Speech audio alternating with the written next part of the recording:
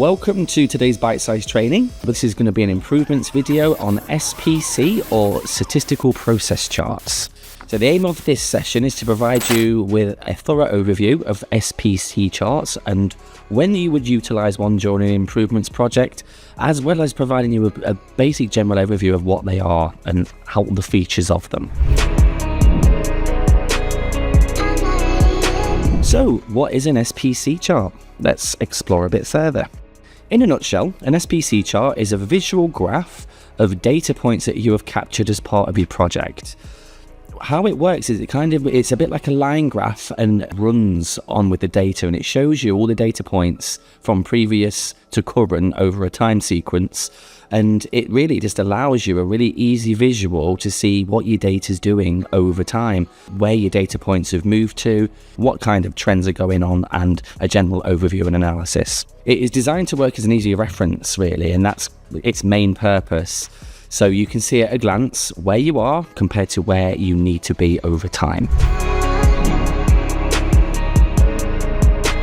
So the slide here contains a really basic SPC chart for you just to get a general overview on. As you can see here, there's a green line in the center, and this is actually the line of the mean. So this represents the average of all the values within the actual graph.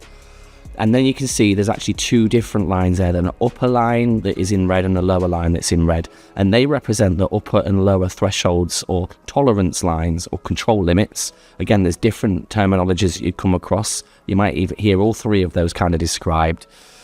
But in essence, what it's showing you is where are our data points falling and are they within what we would say is an acceptable tolerance or not. As you can see from the example that we've actually provided, one of the data points reaches outside of the top of that upper threshold limit. So this would actually indicate that this particular value is out of tolerance, and this is where you should do something to investigate to see what has caused that data point to go out of its actual controlled parameters. As you can see as well with all the other bits of data in there, there's a lot of variance, but that is the only one that has actually caused a problem. The great thing about an SPC chart is that there's a number of key rules that apply to the charts, and when you're using your analysis it gives you clear definitions of what is going on with your data. So the first one here is rule 1. As you can see, the two graphs that we've got here show a single point that's either gone above of the upper control limit or below the lower control limit. And in this example, this could be falls on a ward like we've talked about before, or maybe that was complaints being received into a department. So you can see that something has actually pushed it over that tolerance, and that's where then you need to actually do an investigation. The graph on the right shows a significant reduction. Again, you might need to investigate this, but if that was actually, say, falls on the ward and it was going down into that level, then that's actually a better result into some degree. So it's really important that you're aware on what your SPC chart's measuring. For example, is a high score actually good, or is a high score bad? As we're going to explore here, there's a couple more rules that you can have. So this first particular one on the left here, 7 points above the center line, that's demonstrating a shift. So think about if this was a representation of the sales that you had. Say that you were Amazon, this is Argos, any kind of representation company like that. And suddenly you could see your data points are all kind of fluctuating. Then suddenly as a consistent 7 points in a row, you have shifted above the average and you're staying above that average consistently. So they call it a shift because of that. It's basically indicating that something's changed and it's staying the same. So what is actually happening there? It might be that the shift's a good thing. And like I say, if that was sales, you'd be quite happy about that. But if that again was complaints or falls, then you're not going to be. So you want to go and do some investigating on there. And it's a good indication as well that if you don't do anything, it's probably going to stay consistently above the mean line. So it's like, is that good or bad? And then next to it, you can see the drift, or as also known as a trend. And this is where it looks at 6 particular points. And you can see that these points actually run across the mean line. So it's not like something's shifted massively above and staying there. This is kind of like a steady incline that's moving in the same direction over time. Then it gives you, again, so if it was sales, again, you'd probably be quite happy because you think, look how much my sales are going up every month consistent. But if that was complaints being received, you can see that if you was just to do nothing with that, ignore that, and let another 3 or 4 months happen, continuing on the same trend, you're going to then reach that upper control limit. So it allows you to see what's going on with your data and maybe make some changes or do something before you breach, especially if that trend is staying consistent. You know, if in the example you can see it drops back off again, then you're probably okay. But if it's moving in a steady way and it's not changing, then it's only going to be a matter of time before there's a problem. We have rule number 4, which looks at something called the middle thirds. And what this actually does, if you just compare the two left to right graphs, what do you think it's trying to tell you? So really the difference is between the left graph, there's way more variation in the data points than there is to the data points to the right. So what this is just saying really is that the stability of the process to the left is far more unstable than it is to the process on the right. So again, think about if this was a production line and this was how many wine glasses were made a day or how many products of X were made a day. On the left graph there, you've got major fluctuations. Some days you might be exceeding kind of what you need to get out to ship, and some days you're going to be way under, so you're not going to meet all your order needs. Whereas the graph on the right is helping to just demonstrate stability, because as you can see, everything's bunched much more close around the median. So everything's being produced at much more of a similar kind of rate or pace. So again, very good, and it's showing that on this process to the right, that it's stable and in control, and I wouldn't really particularly have any worries about that, especially if it stayed within those parameters moving forward. So on this slide, what it enables you to do is it takes that middle thirds concept a little bit further. What it enables you to do is you can see the center line there is the median, and then what we've got either to the left and right is where the sigma levels come in, which is really all that is it's an explanation for the degree of spread of data. So if I could say, if I was at +2 sigma levels, you can see that basically all my data points are going to be within 2 lines above or 2 lines below. If I was only at 1 sigma level, they're going to be 1 above and 1 below. So 1 sigma level demonstrates a much more stable process over a 2 sigma level to a 3 sigma level. And that's all it's helping you to do, is to see what's the fluctuation in the range in the data and where does it fall consistently over time. It's a perfectly good tool for monitoring change over years as well. And the great thing about an SPC chart is if that you have lots and lots of years data in there, you can start to look back and see, okay, was this the same as it was last year? Do we notice trends across years? Is there cyclic patterns to this as well as just data points that look like changes happening to them? Because then you can start to see trends and analysis over time, which helps you to plan and basically understand this variation so you can plan for it better. So as we've discussed already, SPC charts have many uses.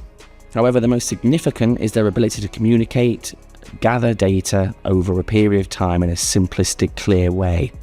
The graphs provides a narrative as well, which you can use to explain the journey of the project and or of the data captured.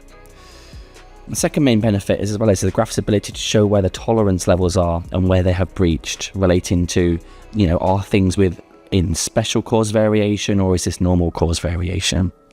It links to enable you to see how consistent your processes are producing over time as well. And it helps you to just look at your variance and see really, is it increasing or is it staying quite consistent? And finally, what we've wanted to do here is provide you with an actual real SPC chart of some of the data that we've attained from our trust here.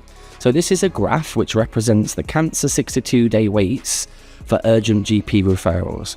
And what it's doing is it's doing exactly what we've discussed and explaining the journey over time. And if you start right at the very left, where you can see January 18, we are consistently up into around about the 90% marks, and the blue indicates special cause improvement. So you can see at the start of the graph here, things are going fine.